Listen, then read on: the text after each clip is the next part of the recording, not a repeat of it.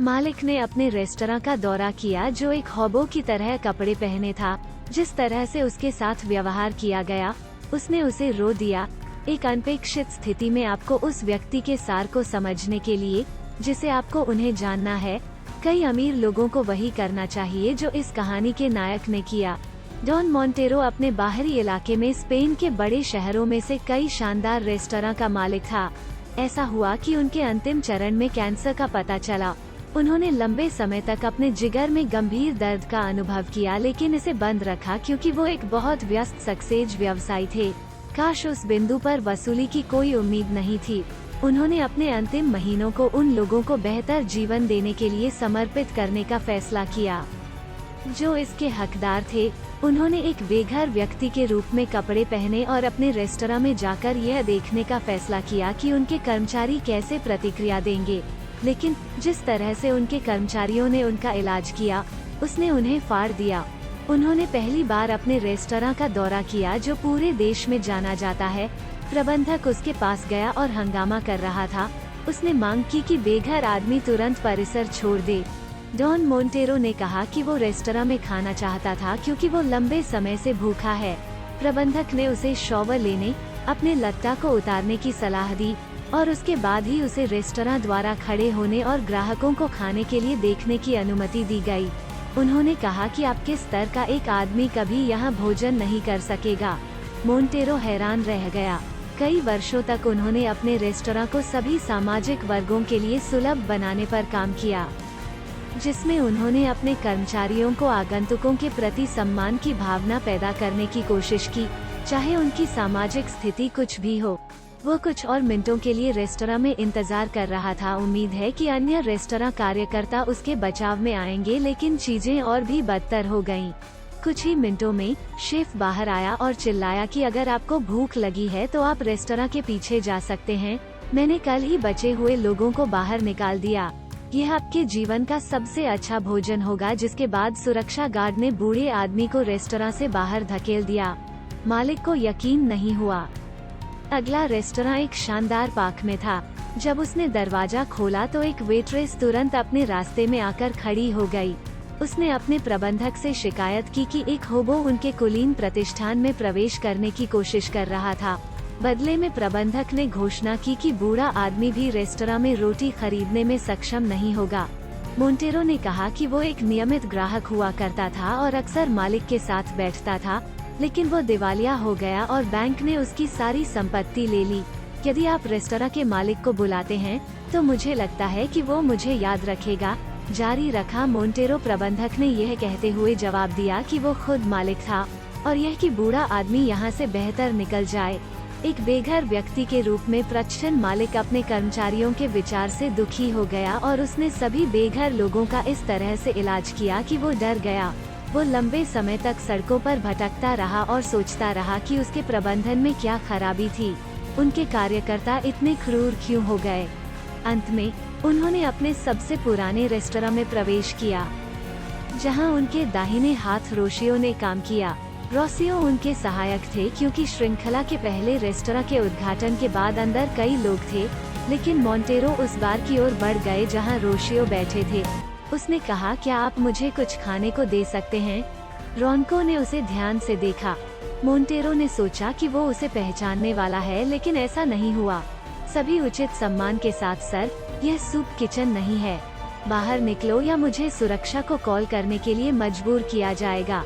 लेकिन मैं केवल रोटी का टुकड़ा चाहूँगा। हर कोई मुझे एक आवारा कुत्ते की तरह बाहर निकाल रहा है, लेकिन यह ठीक वैसा ही है जैसा आप ठीक दिखते हैं। हमारे साथ भोजन करने वाले संदिग्ध लोग भोजन नहीं करते हैं। आप यह कैसे कह सकते हैं कि मैं एक समृद्ध व्यापारी हुआ करता था, लेकिन एक त्रासदी के कारण सब कुछ खो दिया। मुझे पता है कि आपके दिल में गहराई से आप एक अच्छे व्यक्ति हैं जो रोसियों की मदद करना चाहते हैं। जो मोंटेरो तक आए और चुपचाप कहा कि मैंने इस रेस्तरां श्रृंखला को विकसित करने में बहुत सारी ऊर्जा का निवेश किया है। अगर यह मेरे लिए मूर्खतापूर्ण स्वामी नहीं था जो जरूरतमंदों की मदद करने का जुनून रखता है, तो वो बहुत पहले दिवालिया हो जाता था। लेकिन जल्द ही वो कैंसर से मर जाएगा और यह सब मेरा हो जाएगा। एक बुद्धिमान व्यक्ति की सलाह सुनो, भोजन के लिए पूछने वाले रेस्तरां के आसपास मत जाओ और तुरंत मेरे पास से निकल जाओ। डॉन मोंटेरो इतना शॉक्ड था कि उसने अपनी आंखों में आंसू भरकर रेस्तरां छोड़ दिया। यह एक ऐसा शख्स था जिस पर वो हर चीज के साथ भरोसा करता था। फिर भी मालिक ने अन्य रेस्तरां का परीक्षण करने का फैसला किया। सभी जगह स्थिति एक जैसी थी। आखिरी रेस्तरां शहर के बाहरी इलाके में था, जो खूबसूरत हरी घास और हंसों से घिरा हुआ था, और शायद इसीलिए रेस्तरां पूरी तरह से पैक था। मालिक निश्चित था कि कहानी अन्य स्थानों की तरह ही होगी।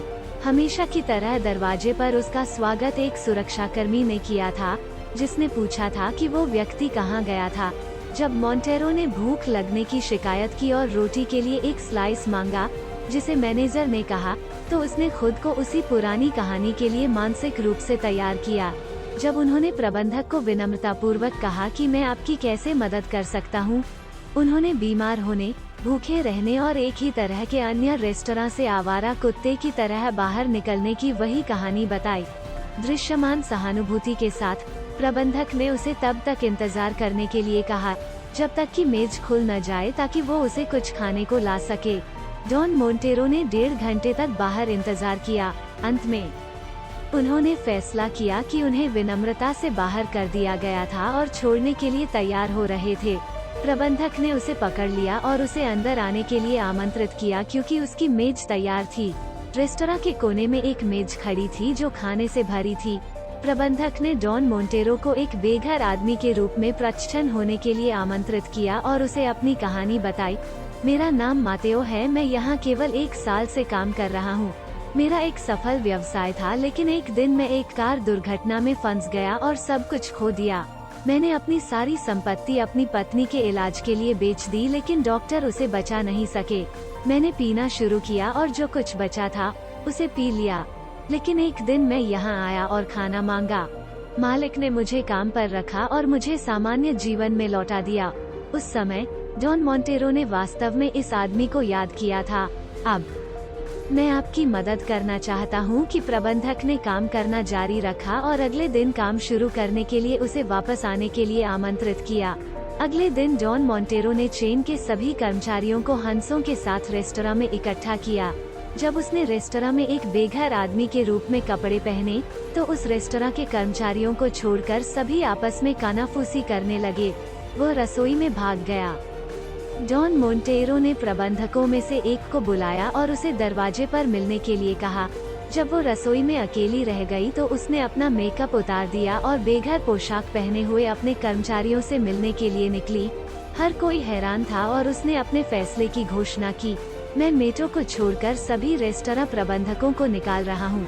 मुझे लोगों की जरूरत नहीं है। मेटो के सभी कर्मचारी प्रबंधक बन जाएंगे और बाद में मेरे रेस्तरां के वारिसों के पास मेरा परिवार नहीं है और मैं अपने कर्मचारियों पर विचार करता हूँ। मैं उन सभी को शुभकामनाएं देता हूँ जो छोड़ रहे हैं और आशा करते हैं कि आप अपनी आत्माओं पर काम करेंगे।